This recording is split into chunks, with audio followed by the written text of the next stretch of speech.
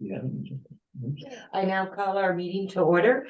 We begin today by acknowledging that the land on which we gather is the traditional territory of the Woolastoq-Wee. These territories are covered by treaties of peace and friendship of the Woolastoq-Wee people, first signed with the British Crown in 1725. Attendance has been taken.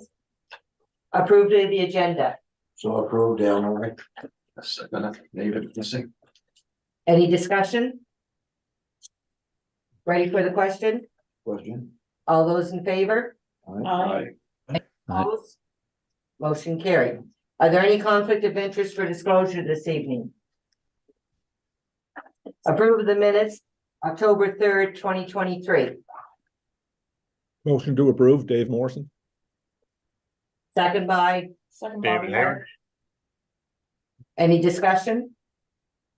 Ready for the question? Question? All those in favor? Aye. Aye. Any opposed? Motion carried. Approve the minutes, October 26th, 2023. Can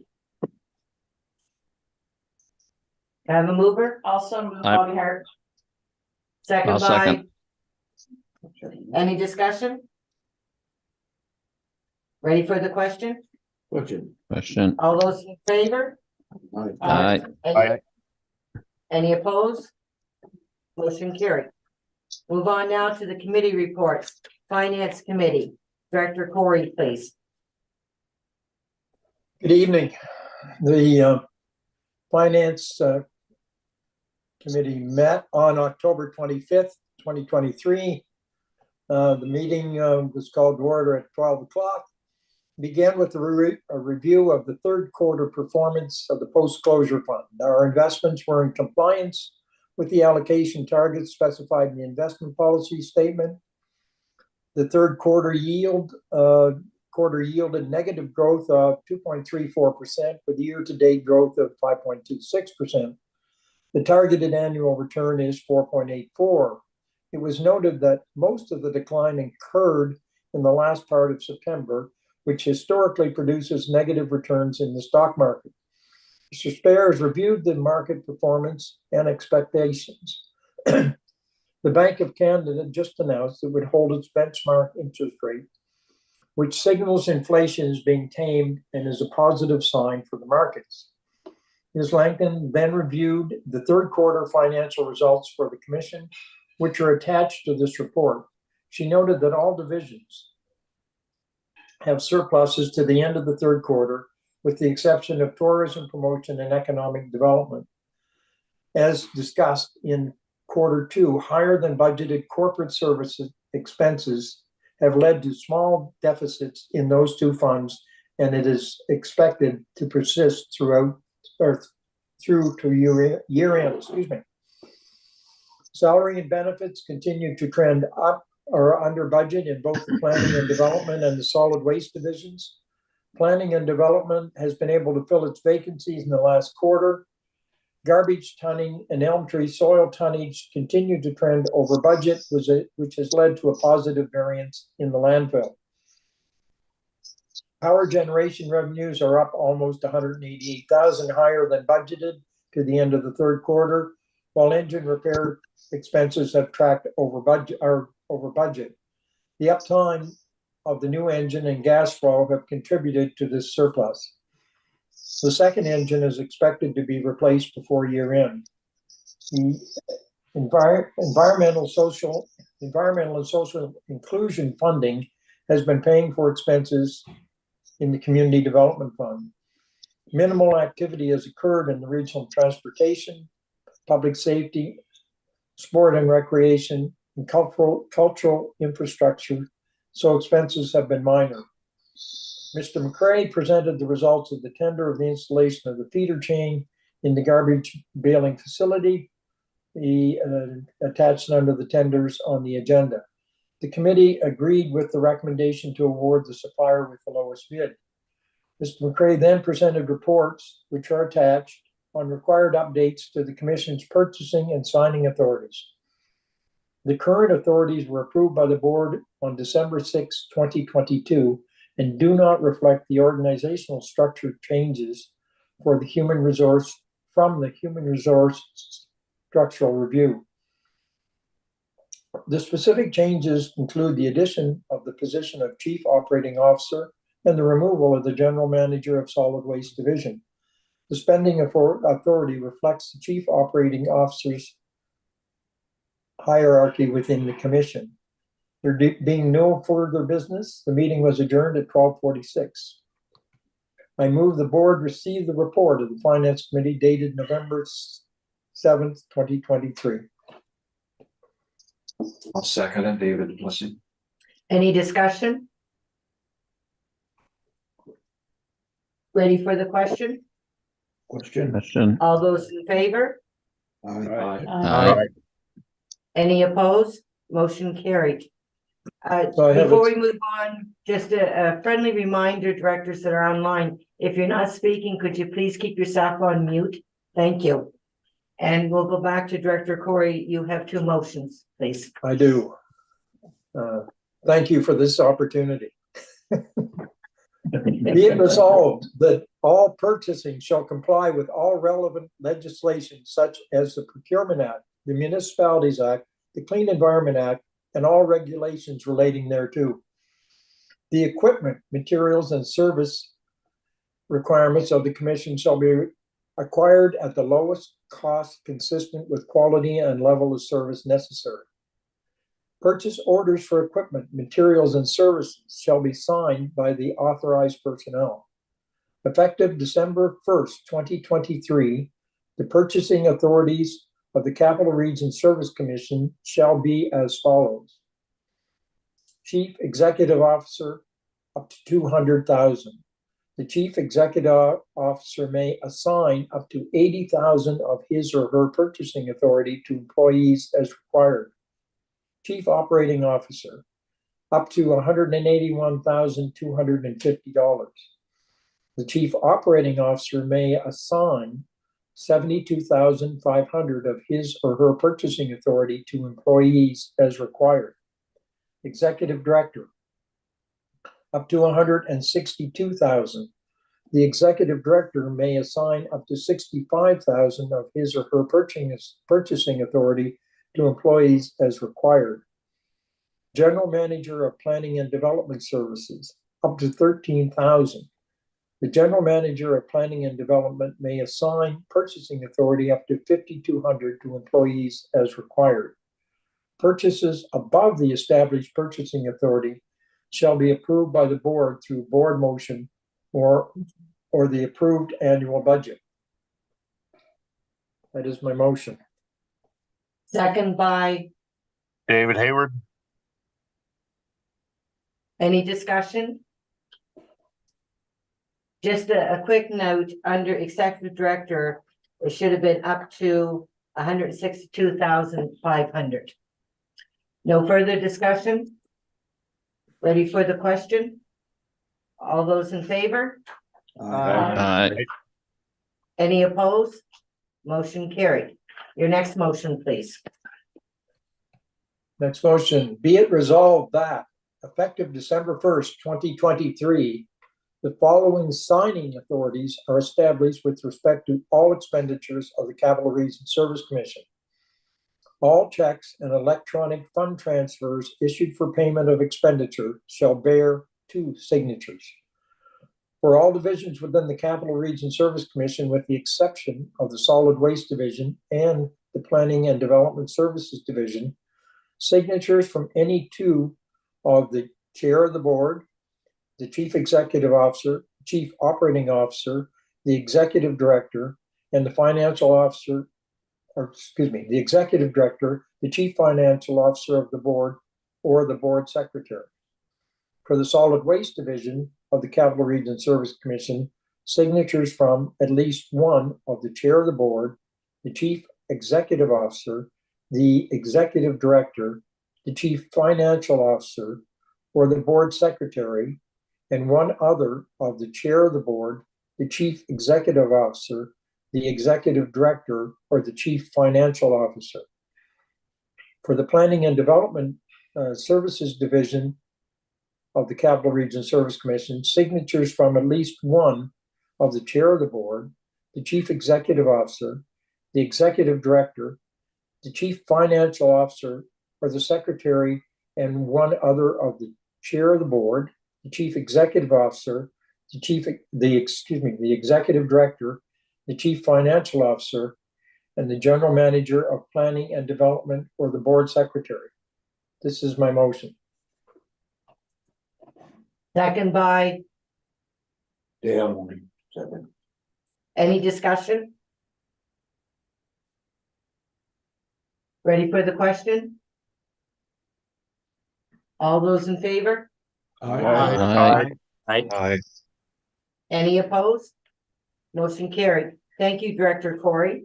Move on now to number B, Economic Expansion Committee. Director Nicklin, please. Okay, the Economic Expansion Committee met on October 19th of 2023. We called the meeting to order at 4 p.m. The staff provided an update to the committee regarding the recent activities of CRSC's third-party economic development service providers. Ignite is fully staffed and maximizing their resources. Ignite has been hosting many events such as job fairs and calendars, and has calendars available to the public showcasing events and opportunities across the region. Fredericton Capital Region Tourism, FCRT, has a calendar of events available on their website and is busy promoting the capital region across Canada and Eastern US. Efforts are underway, particularly on social media, where FCRT has been promoting attractions such as trails and sugar bushes. The committee discussed the development of a balanced scorecard, and the chair of the committee has circulated, or will be circulating for consideration, the balanced scorecard in an effort to ensure an awareness and added level of accountability for the members and entities. The scorecard matrix will have to relate to what is accurately measured to ensure its consistency with the existing MOUs. In discussions, committee members cited that they have received positive feedback from businesses in the community regarding the participation and activities of Ignite. The committee reviewed and discussed the attached terms of reference, the TOR. There was consensus that specifying Ignite and Fredericton Capital Region Tourism was not necessary, and that the TOR should be more general and refer to a third-party service providers. I move that the Capital Region Service Commission receive the report from the Economic Expansion Committee dated November 7th, 2023. Second by, David Hayward. any discussion? Ready for the question? Question? All those in favor? Aye. Any opposed? Motion carried. You have another motion, please. Yeah, these decisions are administrative matters and require a simple majority to pass. I move that the Capital Region Service Commission approve the attached terms of reference. Second by, Dale Mooney, second. any discussion? Ready for the question? Question? All those in favor? Aye. Aye. Any opposed? Motion carried. Thank you, Director Nicklin. Move on now to the Regional Infrastructure Committee. Director Pleadwell, please. Thank you, Madam Chair. The Regional Infrastructure Committee met on September 26, 2023. And at the August 21st meeting of the committee, a very positive and robust conversation was held with respect to the process to determine what is considered a regional asset, inclusive of financial cost sharing implications for the relevant CRC member communities and how to bring it to the board for approval. A review of the Regional Service Delivery Act focused on a discussion of the RC's mandate to identify, in accordance with the Regional Service Delivery Act regulations, the sport, recreational, cultural infrastructure in the region, and the sport, recreational, cultural infrastructure that will be required in the region in the future. As part of the discussion, staff were directed to return to the committee in September with possible cost-sharing options or a path forward to identify options that may suit the region's needs of the region. Jim Tech provided an update on the regional asset inventory and mapping exercise that's conducting on behalf of the commission and what the next steps look like in this process. The committee agreed to continue working with Jim Tech to add to the asset inventory and work with the communities to develop a linkage between the asset map and local programming. This may be in the form of a contact for the asset, a link to an active site, or other related materials that would be available and easy to update.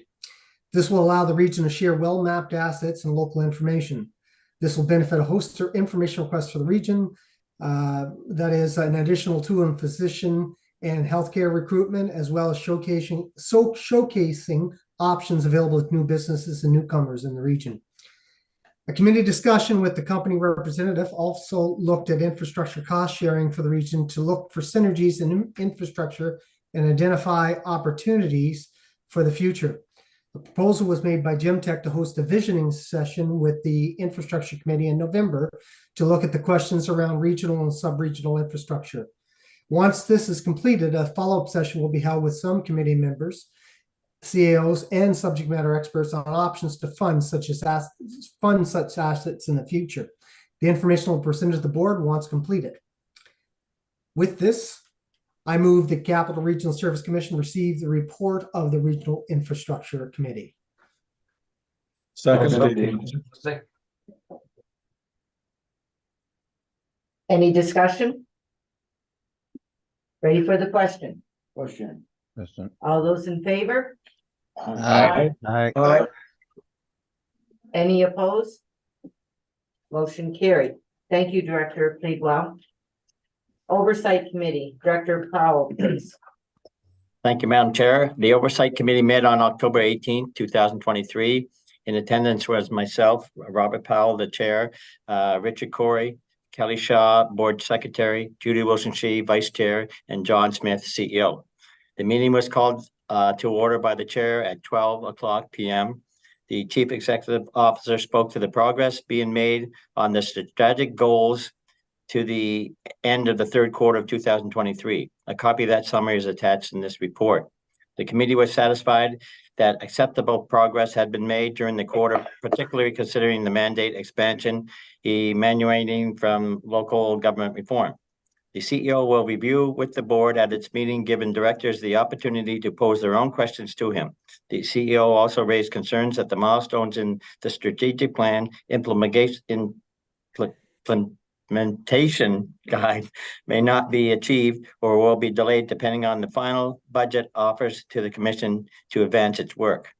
There being no further business, the meeting was adjourned at 1:30 p.m. I move that the Capital Region Service Commission receive the report of the Oversight Committee dated November 7, 2023.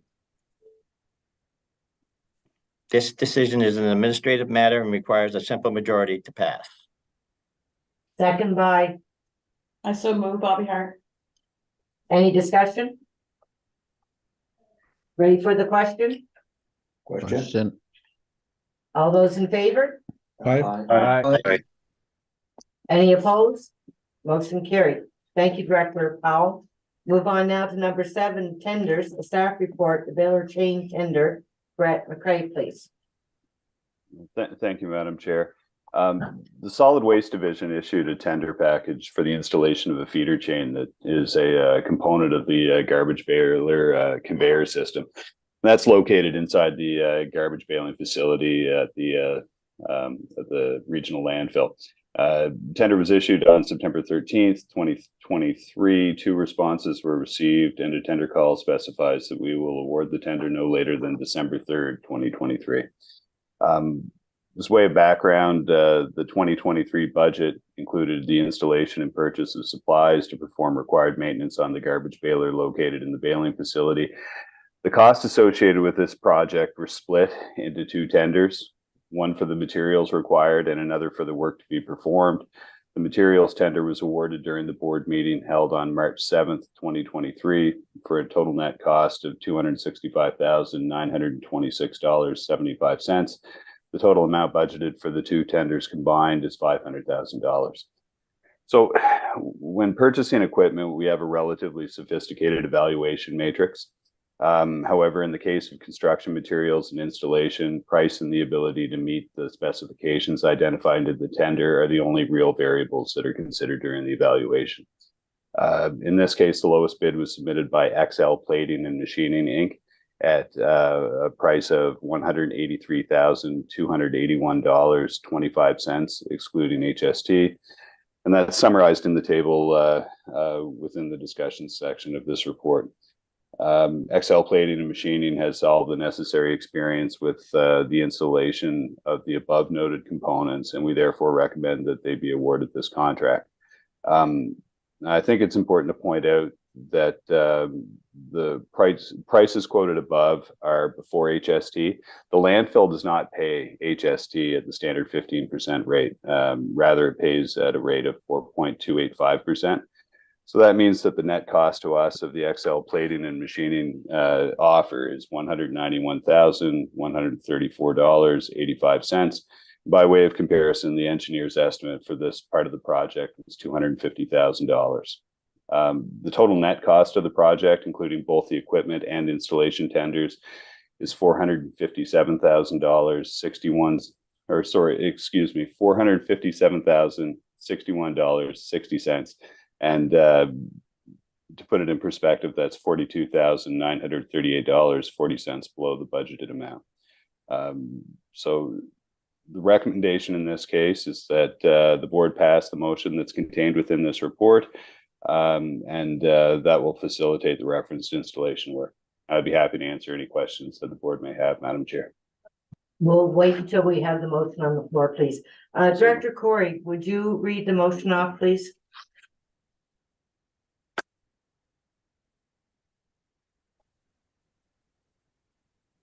I will when I get back up to the exact place I had dropped down to. Okay. Motion that tender 06-23-Baylor-100423 be awarded to XL Plating and Machining, Inc. for the installation of the new feeder chain as described in the tender for $183,281.25 plus tax. Second by Dave Morrison. Any discussion? No discussion. Ready for the question? Question. All those in favor?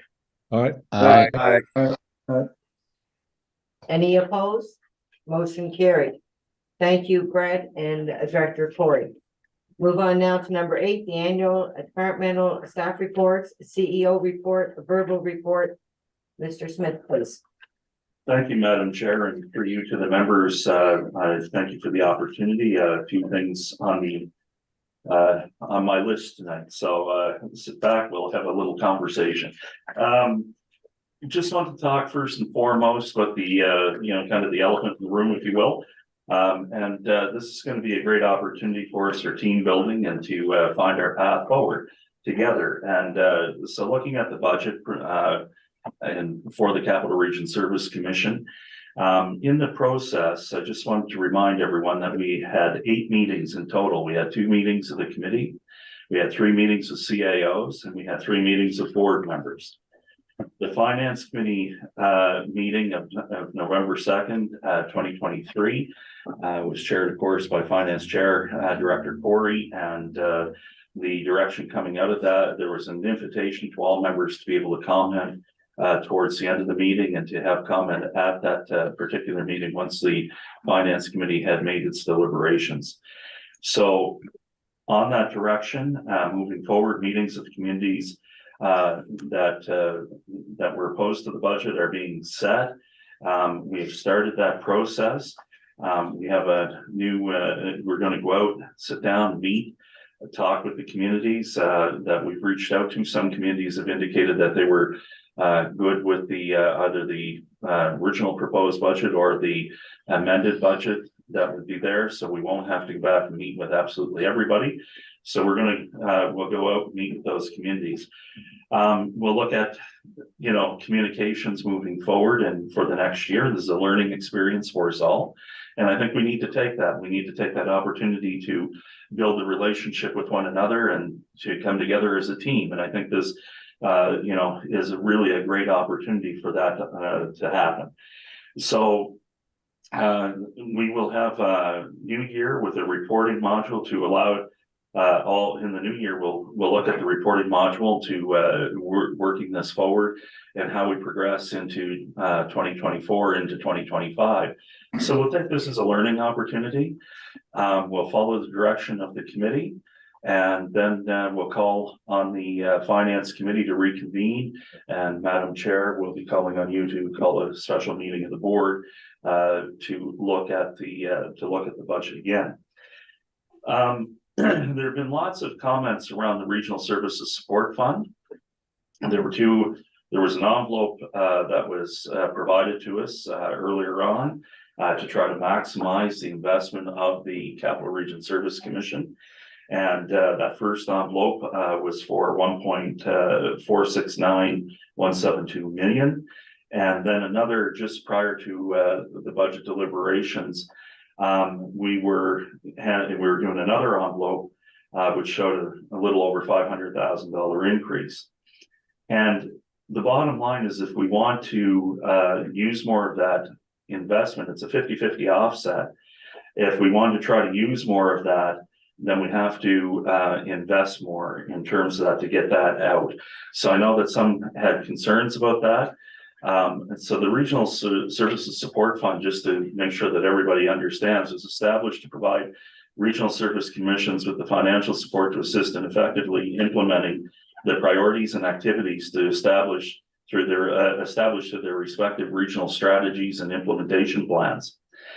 Eligibility requirements: funding provided to the RSCs through the Regional Service Support Fund must be directed towards supporting the goals, priorities, and actions identified in the RSC's respective regional strategies. More specifically, funds obtained through the RSSF must be used to offset up to 50% of the cost for activities that drive the following goals. And they gave examples of those goals, and that was things around labor force growth, healthy business community, affordable housing, promote tourism, regional transportation, public safety initiatives, social inclusion, healthy communities, newcomer settlement and diversity, addressing homelessness, mental health, poverty reduction, cooperative and regional planning, cost share for recreational and cultural infrastructure studies, and innovative land use planning initiatives and other initiatives within your organization, and of course, economic development. So it's a vast list, and then there's a calculation for the allocation of funding, and the annual total funding to be distributed to RSCs is calculated on a basis of the formula found in the regulations under the Community Funding Act. And as we talked about, that's now in the Act, it's a regulation, and it would take a will of government to change that. So in that, the annual allocation be available to each RSC is based on a funding formula that considers population to tax base ratio relative to the provincial average. And the RSC contributions, RSC may leverage member contributions, reserve funds, future previous second year surpluses when those become available, and partner department funding, federal programs, or other funding options to make up their 50% share of the funding. It is a responsibility of the RSC to ensure that there are no conflicts with the requirements of the RSSF when applying for funding from other agencies or departments to avoid any creation of a dependency loop. So we have to apply for this. We have not formally submitted an application yet based on either the original budget that was proposed or the amended budget, because we don't have a budget actually yet to propose, right? So we have to invest that funding. Then we have to demonstrate to the government how we're going to utilize that at 100%. And they have to agree. They told us they give us a high degree of flexibility, but they have to agree to it. So I just wanted to kind of give a little background to that for everybody. And I know we talked about it before, but it doesn't hurt to kind of remind everyone, if we will. The Regional Aquatic Center, Brett and I recently met with Colliers International project leaders, our project managers on the file, and they are preparing to come forward with our architectural and design team. They'll be providing some estimates hopefully in the near future, and the process is moving forward. We have had engagement with community groups, swim groups, interested parties, and even those that are proposing the 50-meter option. And we've explained clearly that the officials in the room are not the decision makers, that has to go back. And you have to have someone come forward, make a motion, bring those motions forward, and bring that forward, have council approval, and then bring that to the board for revisitation. Among the partnering communities, there has been discussion around that. But as of today, we're proceeding on the direction that we had originally. And this will be for the 25-meter pool. There would be a leisure and warm-up pool with that, and a therapy pool within that frame. It is quite an impressive. It is quite impressive what they've been able to do. They've listened, and they've been able to try to accommodate all of the desires of people that want various different things within that process. And so far we're continuing on that line. We've been very clear with stakeholders in that, and those that we engaged with, what the process is to make any changes to that. Just on Capital Region Tourism, I don't know if everyone saw the announcement today. I know our colleague here across the table, Director Duplessis, received some direct news on it, and there is an announcement today through Capital Region Tourism that PGA America's Tour will be stopping in Mactaquac this summer, and so that'll be great for the region. As we always say, if one area wins, if something big comes, and this will be something big for those avid golfers. I won't signal out Don or Director Nicklin or some of the others, and Director Morrison. And I think everybody on this thing's a golfer, actually, when I start looking around the room. Anyway, we got a lot of golfers, and I suspect they'll all be out there in the community supporting. But this will be a great thing to showcase the region and showcase other golf courses, and to showcase what we have to offer in the capital region. I think this is a real big win, and I'd like to give a shout out and a congratulations to the Capital Region Tourism team. And really, I think they're doing a pretty darn good job thus far.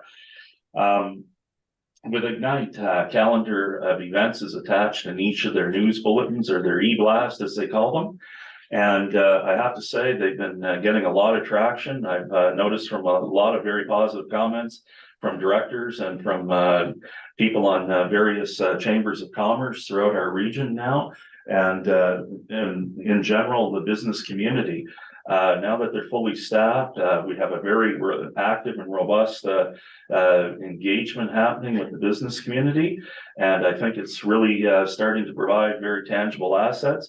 I attended an economic growth summit today for business leaders in the area, put on through Opportunities New Brunswick, and they were certainly lots of the feedback that I'd heard from various business leaders was about positivity around Ignite and the response that they're getting from when they call. They're getting an answer. They're getting people to follow up.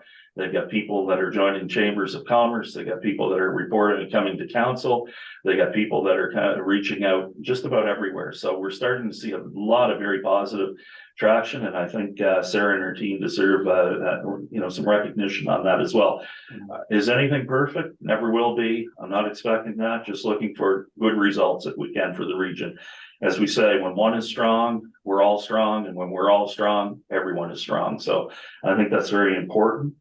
I know that Director Powell and Director Forsyth were previously, just prior to this, at a physician recruitment meeting. And we had a physician recruitment meeting here today with the two committees, and it was very positive. The board had instructed that they wanted to deal with one committee when dealing with the community promotional funding program. And we started that process, had a very positive relationship meeting between the two groups today. And there really seems to be a common path forward. We're starting to see some real cooperation between the two groups, and we're hoping to continue that momentum on. And I think it's going to be very positive for the region, moving forward. And when we get one doctor, it's a win. We get several doctors, it's a greater win. If we fully staff up, well, as the song says, what a wonderful place it will be, you know. So anyway, on the operations side, just to give you an overview of what's been happening, our committees have commenced work in every mandated service. We've started planning meetings for well into 2024. As you heard from some of the committee chairs this evening, there's lots of activity. Our governance committee met this week. There's more reports to come on that. And we've certainly had a very positive rollout of the committees. Some have been a little slower to get started. Some are trying to still define what those mandates and what we really want to look at for outcomes related to the strategic plan and the implementation guide for the next year are going to be. And I think it's going to be I think we're going to have a very exciting 2024. The December board meeting will happen, of course, on the second Tuesday of December, but we'll also have to have a special meeting of the board related to the fourth quarter financials in December, and of course, special meeting of the board, as I mentioned earlier, on the budget. Just to put you in a good mood, today I woke up and I was heading to the office, and it was about 10 to 7, and I think it was one of the first mornings this year I beat Lonnie here to the office in the morning. But if you're ever looking for us, you know what time to call us. So I threw on some Christmas socks there today. I was feeling festive. And while we're feeling festive, there will be a hold the date go out to all members of the board. We would like to invite the members of the board and those that will be transitioning as I look over at our colleague Bobby to have dinner together with your senior management team from the commission. And that'll be held at Sam Sneed's on December 7th at 6 p.m. And also in that same hold the date, we'll have all this out to you, but we want to make sure that you're notified early. In January, we're going to be looking at having a working session with the board. I've heard from the board members. Many of you have told me that Saturdays and Sundays you would like to try to keep off the radar if we could as much as possible. Overnights were kind of off the record as well, and many have mentioned how busy they are in the evenings. Just wanted to say that I wanted to let you know that we'll be looking on January 26th. It's a Friday. In the morning, that we'll be looking at having a morning session, and this will be more geared towards not just a bit of orientation. That'll be a part of it, and this was sanctioned by the governance committee the other day. Just so that you know, I just wanted to make sure that we're following proper procedure. And what it's really meant to be is, how do we inform one another of what's happening? How do we get around the table and talk about what's happening in our communities? And how do we find those synergies between the communities and our mandated areas? So this is going to be an opportunity for you to share as well. And last but not least, I want to welcome a new staff member to our team. Amanda Foy has joined us as an economic coordinator. She brings a background in economic or in municipal governance. She's been very excited to be here. She's been working out just great, and I have to say that so far she's been showing a real benefit in the opportunity to find ways to save money. She's been extremely helpful in helping us define what we need to do. I'm great at going and shaking the trees and finding money. But when we're looking at like our regional strategy and the implementation guide and funding we got from the province on that, we have to have all that in by the end of the year. And so her first task when going down, finding out if we don't want to leave a cent on the table. And I've heard that loud and clear from the board, and that's what we've been working on. Also, we'll be working on the various mandated service areas. And we'll also be working with me through the economic workforce expansion crew, as they call it, which is part of our economic development program through Ignite, and which was mandated by the province. So we can talk more about that in the closed session if anyone has any questions, but Madam Chair, that's my report for this evening. Thank you. Does anyone have any comments or questions that I'd like to bring up at this time? No? Okay, thank you, Mr. Smith. That was excellent. Okay, now I'm going to ask certain staff members, Don and Ronnie to leave, and Brent and Wendy will have to leave because we're going to go into a closed session.